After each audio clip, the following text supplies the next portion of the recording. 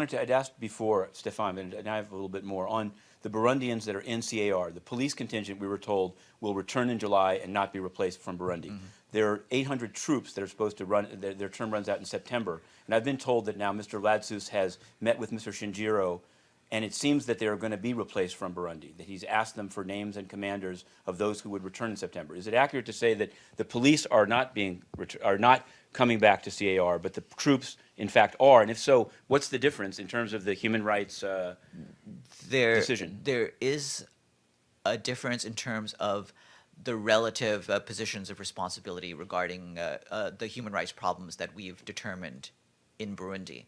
As a result of that, it was believed that that it would not be appropriate to have Burundian police, and so they're being sent back without replacement. Right, but so the finding is that the soldiers are not implicated in the human rights problems in Burundi. There's a difference in terms of what was found to be the responsibility. This is something that we believe is a problem applying to the use of Burundian police. Yeah, I wanted to ask. I'd hoped to get to get Mr. Ladsous to answer on this, but again, I wanted to ask about MSF and others have said that the problems concerned were not just the reaction of the three contingents in Malakal on the days of the incident, but were a sort of more pervasive problem within UNMISS of not policing the entry of deadly weapons into the camp. And so I wanted to know, it wasn't, afterwards he spoke entirely about the troops. Some people have reported that he's going to repatriate. I want you to respond to that, if in fact that is what he was saying. Is he going to send people home? And he seemed to indicate that the UN's reports are now delayed by being looked at by lawyers. And so what what's the timeline for the reports being released? Will they be released in full? And what are the lawyers looking at in terms of, are they redacting things? What's the purpose of this final review? No, there's a normal review process that all reports go through, and this is part of that process. I think I made it clear that the Board of Inquiry is being finalized, and I presented some of the information from that just yesterday. And at the stakeout, Mr. Ladsous made clear that there will be some individuals who are going to be sent back. So there will be a repatriation of some of the people who have been found to have been responsible for some of the problems that were detected. Well, there are quotes in The Guardian saying that entire contingents were absent during, or one was sleeping, one didn't respond and called their capital, and one responded only when shown a written order. Is it the whole contingent or just a few individuals? In some cases, it's entirely possible that a contingent could be sent back. And I have a related. Go ahead.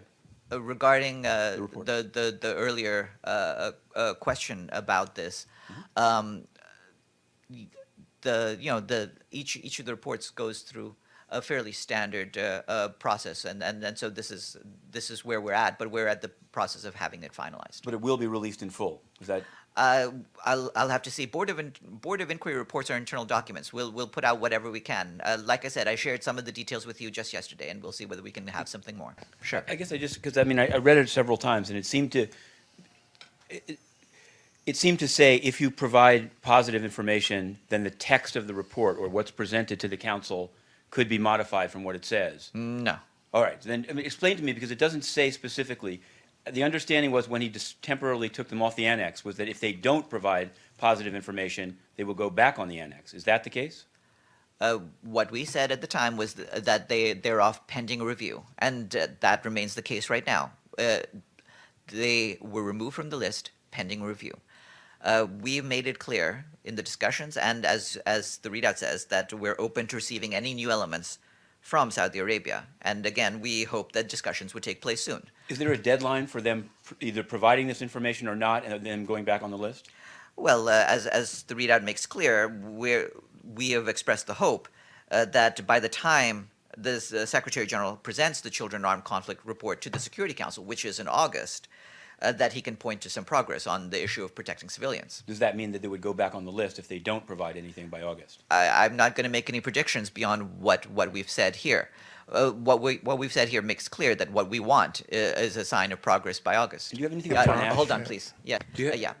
Hold on, please. Yes. Now. No, I guess I just you may have some statement prepared. Does the Secretary General have any statement on the death of former President of the General Assembly John Ashe yesterday?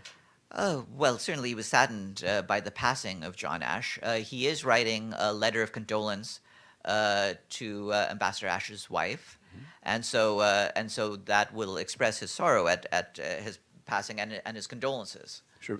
Current PGA Likhatov, in the statement that he put out, it said that these charges hadn't been proven, but that he'd done some previous service, and I know that the incoming PGA had said that the John Ashe case is a serious blow to the UN. So I'm wondering, is there any nexus? Does it either in his letter or here from this podium? What's your reflection on the way that this leaves the case still pending in the Southern District involving UN bribery? Well, obviously, the case is a separate matter, and I believe that would still go on. We will continue to cooperate as best we can with the relevant authorities as they go about their investigation into this. And we certainly hope that they get to the bottom of this particular issue.